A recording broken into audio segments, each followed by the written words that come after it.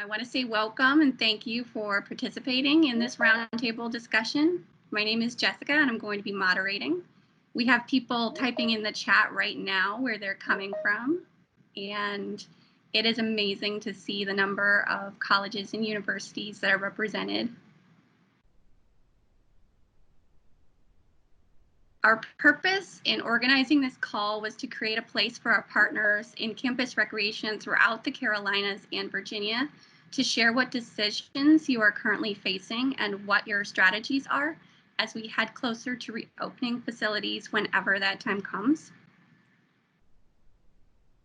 I'd like to take a minute to introduce our panelists for this morning's discussion. Allie Cross is joining us from Virginia Tech. She is their Director of Recreational Sports.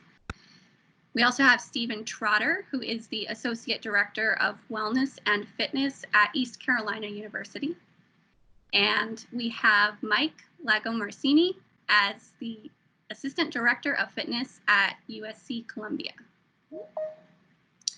Thank you to each of our panelists for participating and sharing your experiences. Okay, as we get into the discussion, one more quick reminder that you can write your questions throughout the discussion in the chat, and we will keep all of your microphones muted throughout if you are not one of the panelists, but I will read any submitted questions aloud when we get to the question and answer session at the end. Okay, so Allie, Stephen, and Mike, you can go ahead and unmute if you were on mute before. And I'm going to go to question number 1, which is, what does reopening look like for you? And how do you plan to incorporate social distancing throughout your recreation facilities and programs? And Mike, would you like to lead things off? Oh, great. Yes. Hi, my name is Mike Lagomarsini. As we mentioned, the Assistant Director of Fitness for University of South Carolina. For us right now, it's really a question mark, and I think it's the same for all of us, which is why I was really excited about the opportunity for this roundtable so we can learn from each other. Because looking at all the possibilities of if this, then that, if this, it could be paralyzing. So what we did as our campus recreation department, our executive director, Mitch Nettersheim, had us basically collaborate. We all know there's, about now we know there's those 3 scenarios that a lot of us are considering. Phase 1, where we come back to normalcy as quick as possible. That phase 2, where there's going to be lots of uncertainty, but we are back on campus.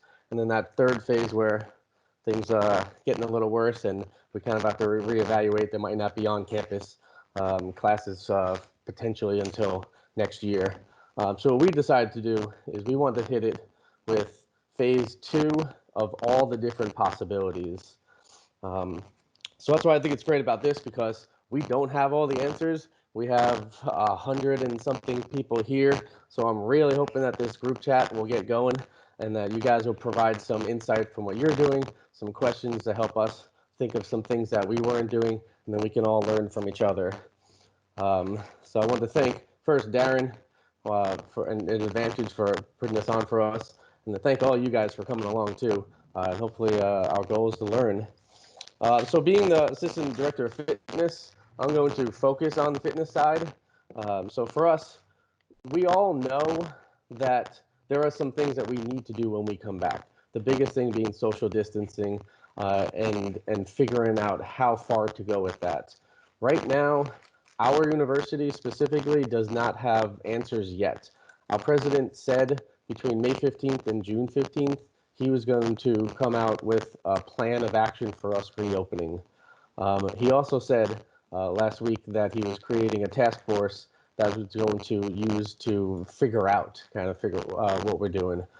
So what we did is our executive director, as I mentioned, Mitch Nettersheim, he wanted to be proactive, and we decided the only way we can have a voice is if we go to them and we say, this is exactly what it would look like if we were to come back in phase 1, if we were to come back in phase 2. So as of this morning, we have a list of 160 something considerations or implications that we would take as campus rec as a whole in order to be able to come back. Um, so for fitness specifically, there's been a lot of talk about how do we still offer equipment, machines in a facility that's smaller, whereas used to having things as close and compact as possible. So that social distancing of 6 feet apart is what we're using as our standard. So currently we have a 30,000 square foot fitness area for our strength and our cardio. And with over 300 pieces of equipment, that just wouldn't cut it. We would not be able to house all that equipment and still have enough walkway, still have enough space between each machine. So our main considerations are what other facilities, what other rooms can we use in order to house some of the machines. What I've done is I've put into three categories for us. Category one is the equipment that is underutilized, maybe close to its end of life and is not that popular. Those are the machines that we're going to decide to sacrifice for now. So we'll either inventory them, potentially trade them in, or just at least take them off the floor. And then our phase two would be, these are the equipment that we'd like to keep, but not necessarily essential. So these are the ones that we're going to put to the side for now and then determine how much space we have after those essentials. And then our phase three or our type three ones are the actual essential equipment. And these are the ones that we really want to have on the floor that our patrons, our students really need. And then for those working backwards, it's really the next step is which ones can we move, which ones can't we move. That was my first question. Is if we get back on campus and we're about to move 300 pieces of equipment, who's going to be doing that? We assured each other that we're in it together. So as a department, everyone said that they're going to help pitch in and help us make those moves where we need to have them, because this is essential for us staying open. And for us to stay open, it's our livelihood. So we're going to do everything we can. We're going to come together as our department, just like we're coming together here with all of us, to make these things happen. So we first had to identify which ones we cannot move, just a little too big, a little too bulky, no other space, and then which ones can we move. And then using the layout of the facility and our not landscaping, our architectural designs, we were able to come up with square footage and make grids of every single piece of equipment. That's as far as I am right now. We're not back on campus yet. We're not able to do it yet. But for equipment, those are the main considerations that we have. As far as the questions, we're going to utilize basketball courts because if we're not letting students come in close contact, there's not going to be use for the basketball courts. So we're going to convert those into a weight room. Then the main considerations I had was outlets. So if any machines or power, what outlets are we going to use? The flooring, and then also the flow of the equipment in the basketball court. Basketball court will give us 4,700 square feet, so that's a good usage. Racquetball courts, we have 6 of those, so we're going to see how many of those we can use.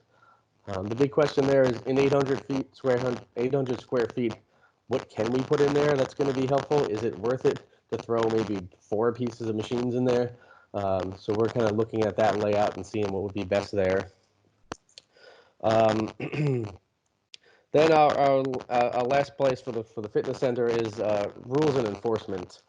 This is something where we don't know yet and we're struggling is how far do we enforce the rules? Is it going to be our position to be sheriffs and walk around and say, hey, you're 4 feet away from that person, move away? We are definitely going to be putting down guidelines, markers, indications of where each where each person should be. Um, if there's any lines, if there's any places like the front desk, or some of our cardio equipment, we would have some lines and stanchions set up to ensure that people are going to be distancing themselves. But in a facility that has 36,000 students, we still are struggling internally on what is our responsibility to make sure that 2 people don't put a mat down next to each other and do abs. So that's something we don't have answers to yet. Maybe in the near future we will. I'll leave it with there for now and let other panelists go. All right. Thank you. Allie, do you want to go next? Sure. Thanks for organizing this. I think this is really timely. I started to work on a plan for us. It's filled with questions more than answers, but I thought I would share my screen and just go through this. I think that's easier. So give me a second. I'm going to pull it up. Okay, so hopefully y'all are able to see this. Jessica, can you confirm if you can see it? Yes, it just. Okay, so what I started working through and is what are the main resources that I'm going to use that help guide our timeline and some of the recommendations for social distancing. And so these are some of the key things that we're looking at. One of them is an internal developed document by Virginia Tech Student Affairs employees, and then others are CDC and Mayo Clinic. There's some important dates just because the Virginia governor has said not until May 8th is he going to make a ruling on some of the non-essentials. And so originally the June 10th was the date for the 10-person or less and the social distancing. And so, and the Virginia Tech has said that early June or late May, we're going to make a determination about what the state of our campus will be for the fall, whether we're having people stay virtual as they were for the end of the spring or as they are right now, whether we're going to have some smaller campus and not the full Virginia Tech population, or whether we're going to go all in. So there are some key things that will be determined that will dictate what it looks like when we say we're reopening. And so I said phases for reopening, but this might be more of like the state of what is reopened whenever we do determine that we're going to be opening again.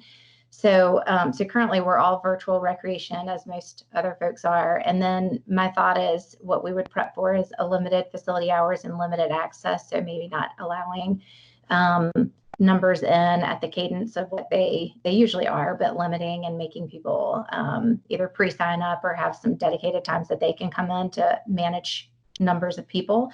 It potentially could be numbers of people just per space or just general into the facility. And then hopefully we would move to where we could increase the hours and access.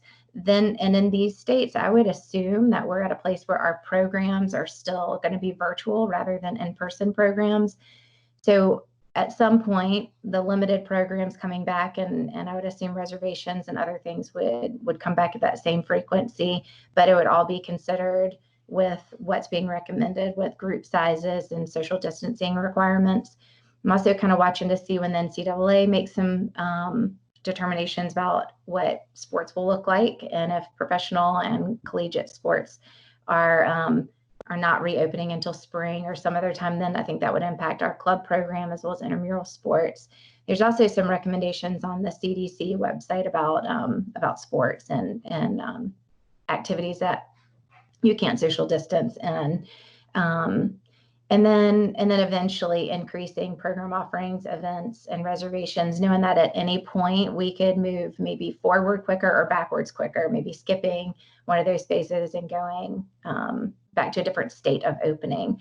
But I think we want to be nimble enough and have a plan for each of these scenarios. And so the overview for each of those phases, what we're developing, and I've got right now, this is where the questions versus answers are, is what's the description of that phase? So if we say we're at these limited facility hours and access, what's the state of the programs? And so which ones are running virtually, which ones aren't running at all? So a full description of the phase, the operation plan for each phase, and then some personal preventative measures. So what are we going to be asking our patrons to do? What are we going to be asking our staff to do? And then what are the main communication pieces that we need during that particular phase? And so at this point, I've got a sample phase, and then I'm at the place now where the rest of our staff who have all the information that we would need, we're going to have to make some recommendations and have something spelled out so that we're ready to kind of provide that for folks that are trying to make some decisions. So here's just, I'll give you some examples, but the description of the phase is like, are people on call? Are we back on site? How many people, which people, what's virtual, what's in person, what's the state of all the programs, our golf course, etc. The operations plan would include what the staffing needs to be for that, and then what's happening for each person during their shift. What are the hours exactly? What's the equipment layout and use? What's going to be the protocol for disposal of PPE? What is our housekeeping protocol, maintenance? How are we going to handle deliveries and vendors and mail delivery? And I'm going quickly through these, obviously, because I don't have all the protocols, but just to give you the idea of what we'll plan for, the level of detail. The next category is the patron preventative measures. So are we going to be having them do hand sanitizer as they enter, and what spaces, what are the processes that we're going to have them do? What's going to be the method for swiping in? That's touchless. Recommendations for them if they're coughing and sneezing and needing to go immediately and wash their hands. But again, these are things that we're asking the patrons to do. And so distance from others. I'm not sure at what level we're going to be asking for gloves and masks, and what space of them anyway, the people coming in to exercise, because that'd be a little bit tough. If we may restrict food and drink and just have water bottles, or there might be some kind of restriction there. For shared equipment, we may not allow some of the shared equipment. Some might just be recommendations about cleaning before and after their use. There's questions about whether we would require people to take temperatures before coming, and then any kind of restrictions from using the facilities if they've recently traveled. And that's a big question. So again, then moving into the staff preventative measures, there's, hand washing and gloves and masks. Are we going to require them to get tested before they can come back to work? And then are they taking their temperatures before work? And some of the devices that they would be using to clock in and clock out, we may not allow, may have them clocking on their phones, and then having different shared equipment, specific cleaning protocols between shifts. And again, some things related to whether they're traveling and how we want to do training, since some of the training is going to have to happen for people who haven't done these shifts before. Mm-hmm.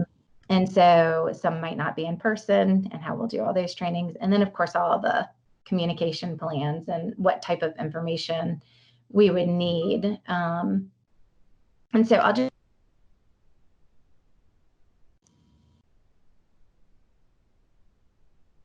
think, did I unshare now? Yeah. So hopefully I'm back to not sharing the screen. So I think those are all the things that just at a high level that we're working through, and some of the things that we'll have to consider when we're deciding what state we're opening and what's the summer versus the fall prep look like. Some of that's really going to be dictated too on what kind of budget cut scenario we're going to be looking for, and where do we need to conserve, and how do we use student staff versus professional staff at times. And so there's going to be a lot of, sorry, I didn't turn my camera back on. There will be a lot of considerations that are going to be financially driven too, to make sure that we set ourselves up for success. Because of not running programs, there's going to be a loss in self-generated revenue. I don't know what the impact to the student fee will be. So all of that stuff, that's kind of key information for us to make decisions, is really, I think, going to be more available in late May, early June. And so, so us having these prepped plans of the state of opening and how might that look, and how are we going to depend on different staff, what kind of equipment and cross training might we need to do. I mean, for some scenarios, if we are looking at trying to open for some abbreviated time over the summer, we may not have lifeguards, and so some of our professional staff may be training over the summer or in the spring semester on our lifeguard certification. So there's just a lot of prep work that we can do now with a lot that we don't know while we wait for that information.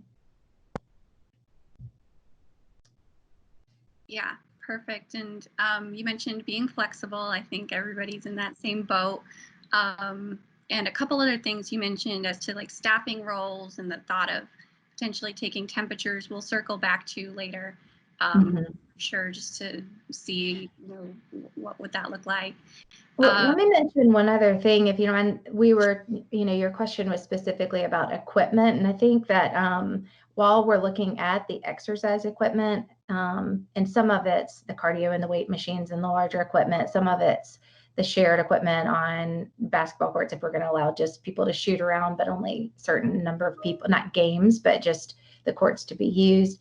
the elevators, the hand drying equipment, like there's just so many pieces of equipment, and some of it's not just the exercise equipment that should be part of our mitigation plan too.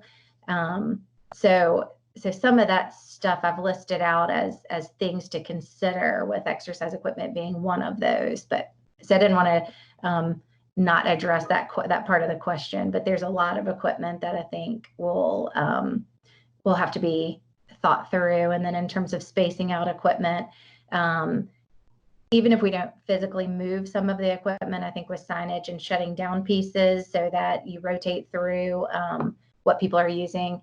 There's we've got the Mister, the Clorox 360, where you can get big areas disinfected quickly with us having to shut it down, and only have to shut it down for maybe 15 minutes before we can reopen it. So I think there's a lot of options for how to manage a space without having to physically get rid of equipment or move it. Just so that, I think those are some of the considerations. Yeah, those are all really good points. Stephen, do you want to share your perspective? Yeah, absolutely. And thank you again for having me. Again, my name is Stephen Trotter. I'm with East Carolina University. I'm the Associate Director of Wellness and Fitness there. So just to kind of give everyone a picture of what that looks like, when we say wellness, that's your traditional health promotion office. So that in the early 2000s, campus wellness and campus recreation merged at ECU. So what you would consider your traditional health promotion reports up to me as well. And also, I'm an adjunct faculty member at Coastal Carolina Community College, which is located at Camp Lejeune over in Jacksonville. And I teach classes in fitness facility management, which is a huge thing that will probably shift and pivot, from that curriculum moving forward. But also the classes in personal health and well-being and health and well-being coaching that I teach are the three kind of academic classes that I teach on a regular basis. So a lot of different things to consider. With ECU specifically, to give a lay of the land, we have two campuses in Greenville itself. So we have our main campus with a facility there. We have our health sciences campus with a facility there as well, which there are probably about 15 minutes to 25, 30, give and take on traffic of getting from one campus to another. And then we have two outdoor facilities, in North Rec facility, which is kind of an outdoor park area, another intramural sport club facility, plus we still do some programming in our original, every campus has one, that original PE building that's been around, since before the campus found it and they built a university around it. So we still do some stuff and working with our partners with ROTC in that building. Our whole approach during this time has really been that first initiative of stay calm, keep calm, and wash your hands. When that first kind of CDC poster, that's really the approach that we're still taking with kind of letting these plans go along. Each individual kind of coordinator, program manager is just in the brainstorming phase right now, what reopening might look like for their areas that they manage specifically. In addition, over the past year, not that you could ever plan or prepare for an event like this, but with specifically the wellness and fitness team, including myself, I have 9 on my team, and everyone is brand new within the last year to those positions. So we were a full new team. One person was existing, but we moved into a new position to give some more responsibility. So we have a lot of different people coming from different backgrounds with different experiences of corporate, of being a fitness director at Disney World. So we have a lot of different expertise coming together with our team. But with us having multiple campuses, and we already had 8,000 distance education students before this, plus we just launched a campus at the Outer Banks back in January, and then we have our campus in Italy. So there's a lot of different pieces of the puzzle. So we've really spent the last year of getting ourselves set up to be in a hybrid mode anyway. When it comes to programming, we did a big initiative of meet people where they are, and actually physically meet people where they are. And then, so that's kind of helped with the programming and the ability for us to switch into a remote environment very quickly, because we were already offering online training. We were already offering and setting ourselves up for this. And with that being said, in the summertime, our in-person enrollment is very low anyway. So the amount of people that are in and out of our buildings in a typical summer is low anyway. And with us we were working on plans to actually start teaching group fitness classes in the apartment complexes. Because let's be serious, some of these high rises that they're building, their studios are nicer than any rec center studios. So, we're going there, we're teaching, we're running, we're going into residence halls. There's a neighborhood of on-campus apartments and residence halls that people say it's too far to walk or take a bus to the main campus rec center. So actually meeting people where they are. So that helps with the numbers already. Not to mention when I got to ECU, our fitness floor, and John and Pete, you've been in there multiple times, but we already thinned it out, and we were working on thinning it out more because people just want more open space anyway. And we had already converted some racquetball courts into that. So I would say that we're going to continue on with those plans. There's just more things to consider now. And one of the things that we're watching is, looking at, I'm staying in contact with other subject matter experts in the industries that I work with to see, and looking at, Stephen Therrett, one of the gentleman that writes all of the textbooks when it comes to fitness facility management and the best practices and risk management, looking at some of the stuff there and what, we already have standards of, pre-existing standards of group fitness studios. You're talking one person per 50 square foot on a kind of, if you're using equipment, but on high capacity classes, we're pushing one person to 20 square foot in studios. So my guess is, looking at ACSM and IDEA and all of the organizations starting that put out those guidelines, watching what those will look like, is one of the things that we're currently doing.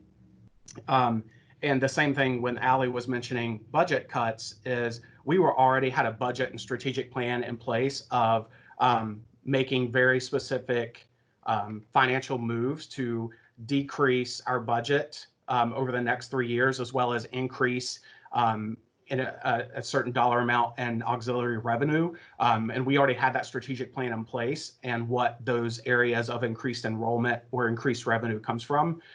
We have, and I can say this now, an award-winning summer camp program, because we got an award for our summer camps, that is packed out in the summer. So obviously we're working with the state and local, and our university has now made the statement that no summer camp programs until like basically July 7th. So no youth programs, whether that's athletics or whatever it's managed by. So that's kind of where we are now. But then the other things considering is we're the host site for the 2021 Southeast Collegiate Fitness Expo, which obviously is upwards of 400 to 500 people now. So while we're doing all of that, that's going to take, there's a lot of different irons in the fire, and many of you know me and I like to keep a lot of plates spinning all at once. So this is, whether it's good or bad, I feel like I'm thriving in this type of environment when we have to make quick decisions and consider different pieces of the puzzle. But there's a lot of different pieces to it. And, when we're talking studios, a lot of boutique studios were already moving to not providing yoga mats like in spaces and, requiring people to bring their own mats or purchase one at a pro shop. A lot of studios were already moving to that. And, even with pre-COVID-19, my mom's gym that she attends, they already had in their studios tape marked off on the floor for people with their silver sneakers programs and to the boxes. And, in one of the companies with the Real Align mat, it's a mat that has like postural placement for your hands and feet and doing exercises. They're making clings now, so you could actually peel and stick onto your floors, which not only now gives people a spot to kind of stay in their zone, but it also gives like markers and points for feet placement and hand placement for lunges, squats, push-ups. And so you're not only solving this placement, but you're also allowing members to have more autonomy and self-efficacy with their own proper movement. And then obviously when our actual our well-being programming, when it comes to when it comes to our areas of what we do are alcohol and other drugs, sexual health, healthy relationships, our mental health, stress management, nutrition, body image, and movement and exercise. All of those curriculums are probably going to have to change based on what our recommendations are. So it's a lot of we're continuing the plan that we had started about a year ago, but there's just more pieces to consider now is kind of where we're at. And the other piece, like Ali was saying, that, you know, with our location and with, you know, if and when we are to open this summer, we don't typically have a lot of students on campus anyway, so it's probably going to be a lot of our full-time staff that are selling memberships, working business office, you know, teaching classes and doing a lot of the what we'd normally do for our 400 plus student employees that work in it. Yeah, and then I just saw a question come in about fitness centers and the residence hall.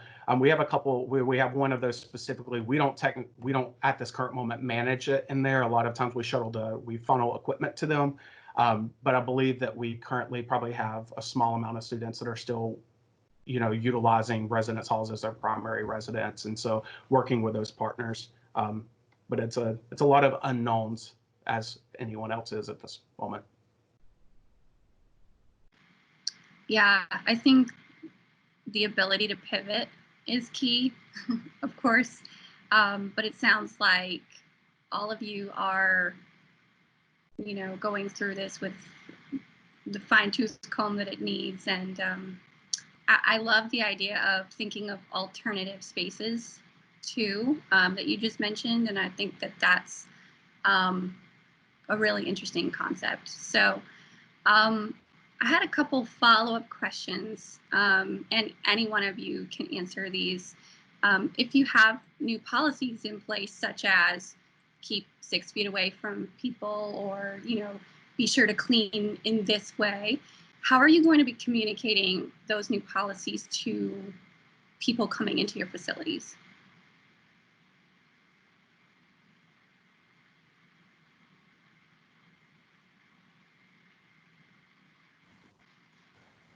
Yeah, I guess I'll go with the cop-out answer of I don't know.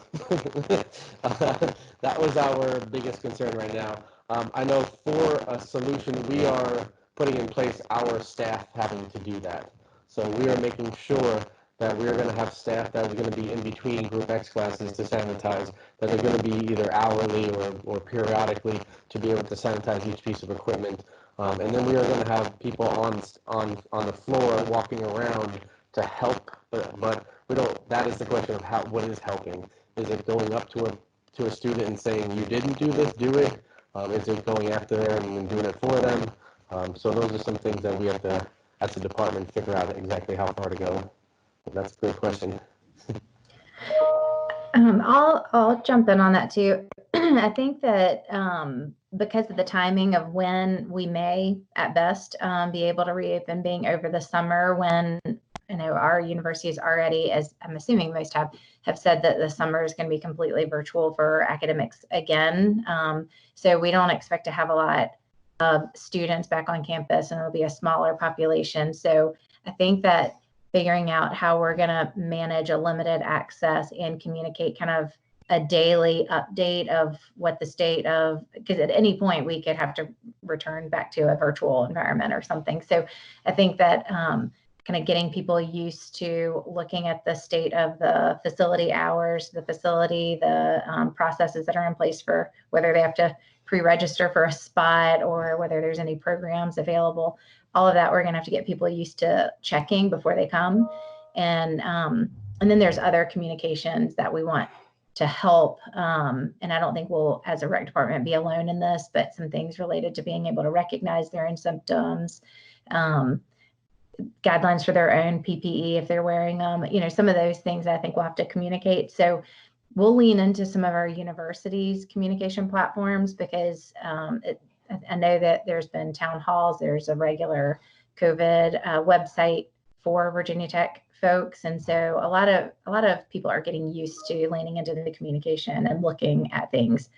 But because we'll have the summer to try it out, I think we'll have a chance to learn a little bit about how well we can communicate before we get the masses and the students back in the fall. So hopefully we'll get a trial run. Yeah, and I'll add to that. And I think one of the things that stuck out when Ali shared her screen earlier was the note from like Will Trent of being always on brand. And I think one of the most important things in there is to still keep that member experience piece, because we're already in, people are going to be afraid, people are going to be scared.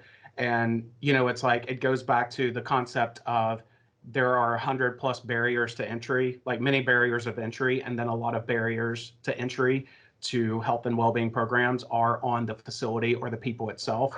So we don't want to make this even scarier at a time. And I look to, and many of you have heard me say this before, I think we can learn a lot from the airline industry in general when it comes to member experience, but also like I think back to, I love cruise ships, I love going on cruises, but like even pre this of how like going on a Royal Caribbean cruise last year, about how so systematic they were of like washing your hands, but it was done in a fun way. And so how they had people placed, whether it was cleaning or education, and creating videos, like in my mind, I'm seeing using channels like, making a fun TikTok video on a cleaning challenge of cleaning a treadmill, of how to do that, or actually, on our normal video boards, if you have those, or whatever, video messaging channels, whether it's YouTube, look where people are getting the information and then do it in a way where you're educating, but it's all about edutainment, right?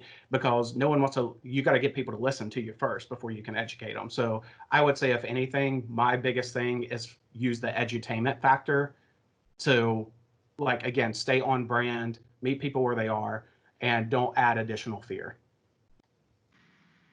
Perfect. I like edutainment. I'm going to use that from now on. Trademark.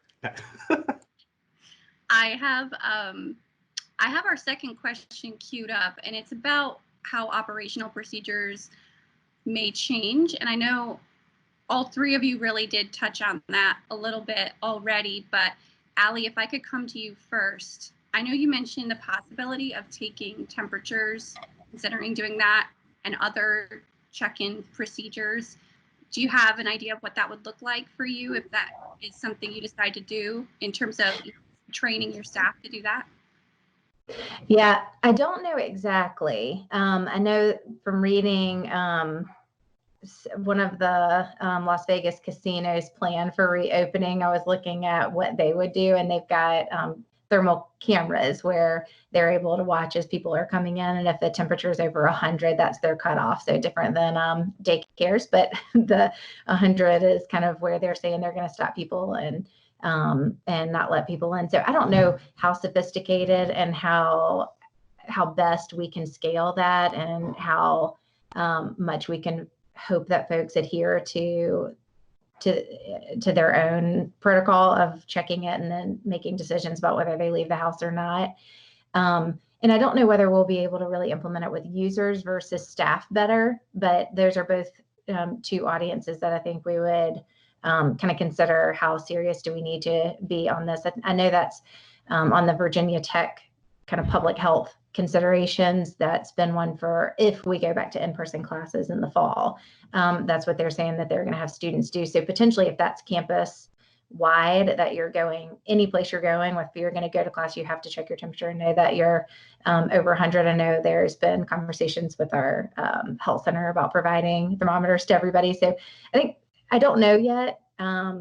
So I think that it's not, I mean, it seems simple, and it's not invasive. And so it'd be a good practice for folks to do. So I like the idea of it. I don't know how well we'll be able to implement that, but it's definitely a consideration. I think on the other equipment, I'll just kind of read through maybe a list of some of our like operation plans outside of how we might staff and schedule and set hours. But here's kind of a list of my immediate brainstorm anyway, was touchless hand sanitizing stations and naming where exactly we want to put those that are different than what we currently have.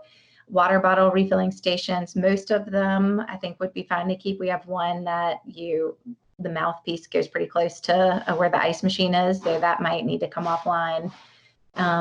We've already talked about cardio equipment spacing. There's been recommendations for the use of hand dryers, maybe shutting those off because of what those can spread.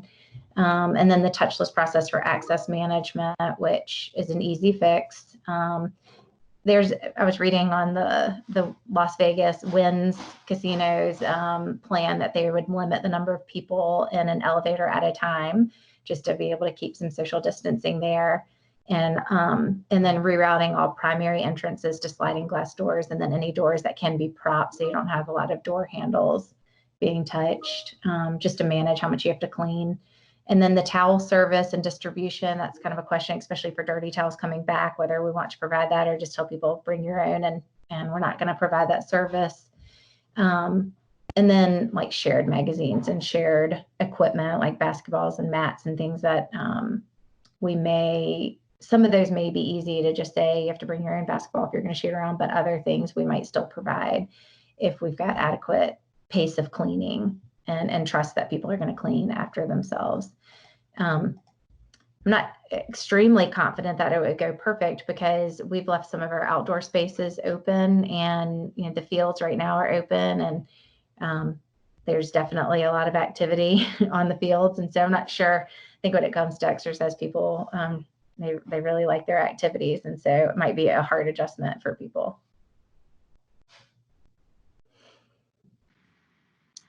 Yeah, and I think at this point, just to be sure we have enough time for question and answer session, I might turn the corner into that now, if that's okay. But thank you to each one of you for answering those open-ended questions. And I love all the brainstorming that you've done. You've had to do it quickly. So turning our attention in here, some of these you could really just answer possibly yes or no to save on time. But and also, I really love that some people have already been responding within the chat with answers of their own too. So, but starting from the first question that came in, we have Linda's question: is anyone thinking about numbering their machines and using certain numbers on different days?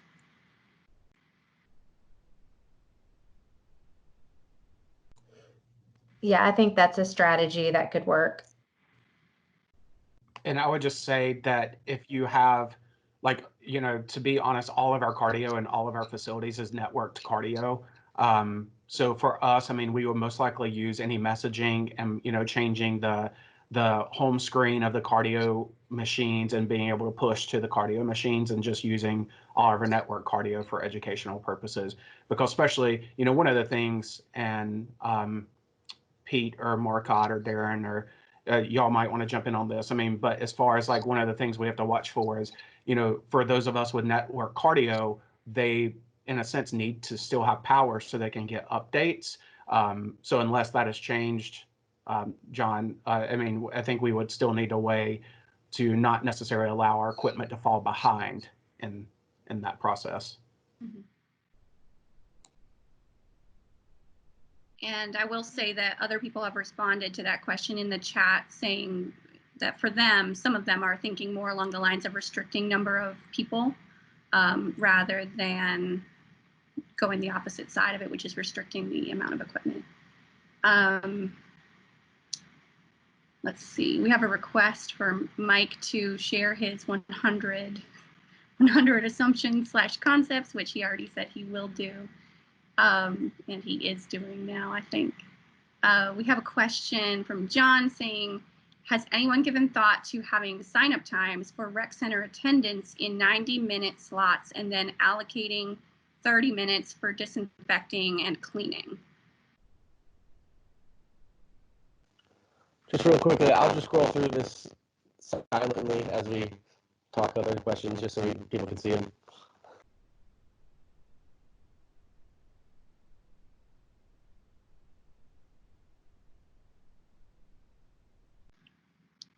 Yeah, perfect. I will say it's a little small on at least my screen.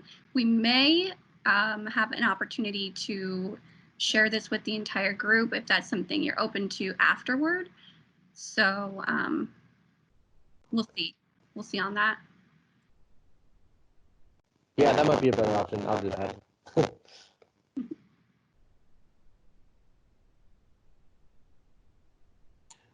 I would say one of the things we're considering along that is we're in the middle, well, we're coming up on the end of a master plan that we're working with Smith Group that's not only recreational wellness, but we're talking academics, health, counseling, dean of students, and everyone involved. And from the facility standpoint, one of the things that we've been noticing over the last year is individuals coming in and doing their own workout in like one of our large studios.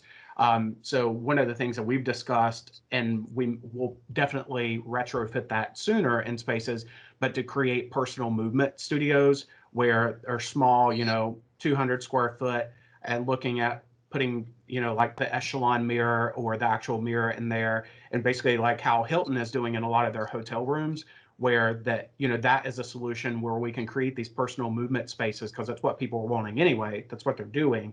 So we can create it, people can book it, whatever, and then you can disinfect in between each one. But that's a solution, because especially in the residence halls where people are like, I'm not making that 30-minute walk to the rec center, so I'm just not going to do anything. So being able to provide a solution for that. Yeah, and I'll add in on that. I was in a call yesterday with Les Mills, because we do have a partnership with them, and they have an opportunity now for their video on demand, where the students will just view it at home wherever they want. That's something that we can do through the university, where there'd be a discounted rate for the students, and then we would also be able to generate potentially a little kickback for the students that are enrolled there. So that's something that we're considering as another option of engaging students, but not having them come to our facility. Yeah, when we launched that, Mike, we had in the first week, because we had first just pushed out the free content that the Les Mills was providing. And then once they opened up the actual partner with Les Mills on Demand, we had like 46 people activate their account within a week to get the actual full completely access. Because we had started that process back in February, to move towards that, to offer that, especially with our students at the Outer Banks campus. But then also using the virtual, so when we're not doing live classes, we can have the virtual instructor come down on the screen.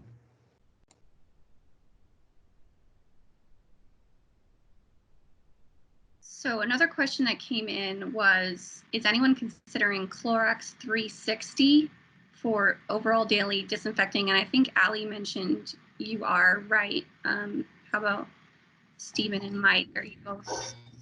That's something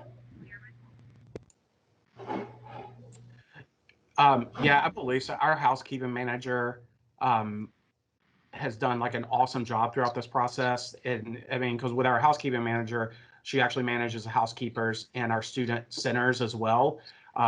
So she's done like a fabulous job with this, and she's on top of everything anyway.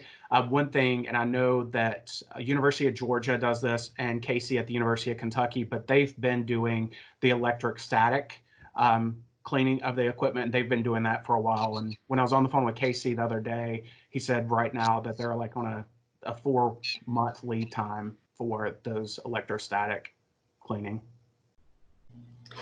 I just wanted to mention, because I saw several people looking like they had looked into purchasing it more recently, and they are on that back order.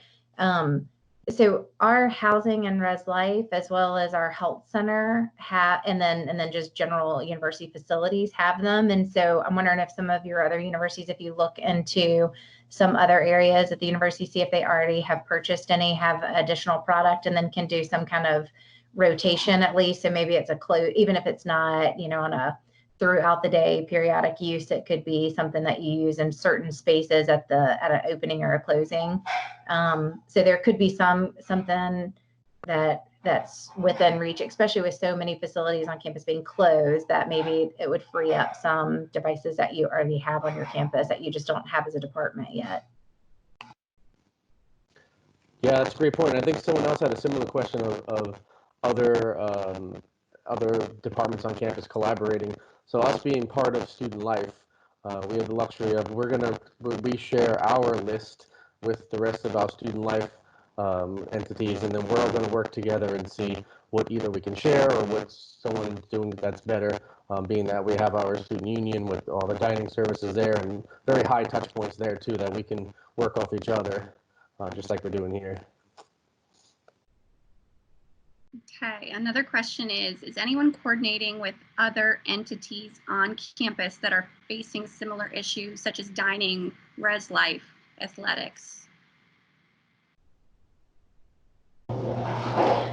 Right now we are, but it's because we are closed. So we're providing some of our golf carts and vehicles to dining, who's turned everything into delivery on campus. And so right now it's us kind of helping other areas out, since our facilities are closed and programs, everything is virtual.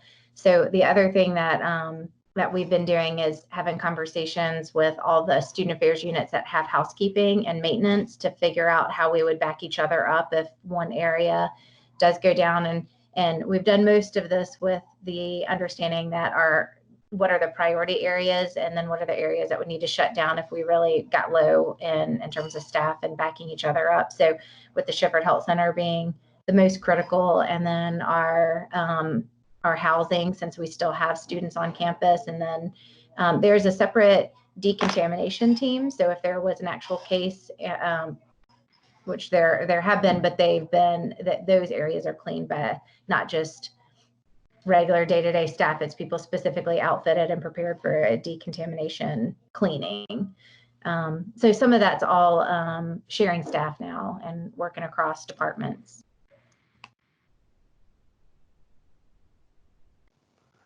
Something we found out yesterday on the flip side, our second fitness facility is shared with PE and exercise science, and we just looked on enrollment for classes and noticed that they're just running their classes as normal. So they have several weight training classes that are completely filled up.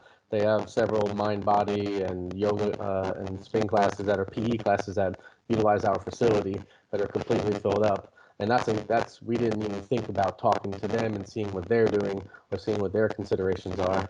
So that's something now that we've been doing all this work to try to keep ourselves safe and keep our students safe, and then now we have to work with them. I'm going to combine a couple questions here together just for the sake of time. I'm seeing a few questions about aquatics and access to locker rooms. Is there any do you have any guidance? What are you thinking for those areas?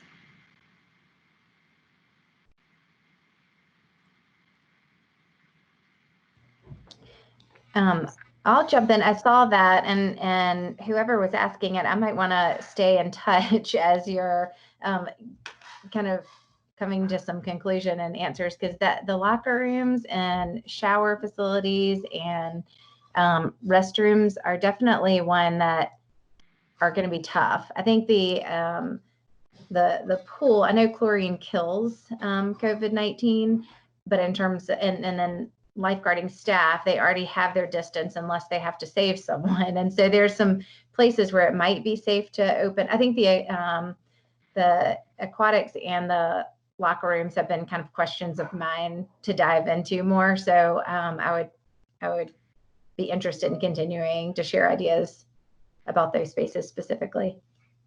Sure. And then another question was about the usage of fans within your facilities. Is there any concern? Has anybody heard anything about whether that's something you shouldn't do at this time? Yeah, I don't have an answer, but I saw that when I wrote that down. That's a great question. So that's something that we're definitely going to look into, just for the whole overall facility and definitely for the fitness center. Yeah, and I will try to get to at least one more question. But before we do, I wanted to be sure to ask if this roundtable has been helpful and you would be interested in joining another roundtable discussion, possibly next Friday. Give us a yes or a thumbs up in the chat, just so we can know if you're interested. Okay, let me scroll back up above all those yeses, and so I can get to some of these questions. Hey, Jess, just real quick, John Marcotte here.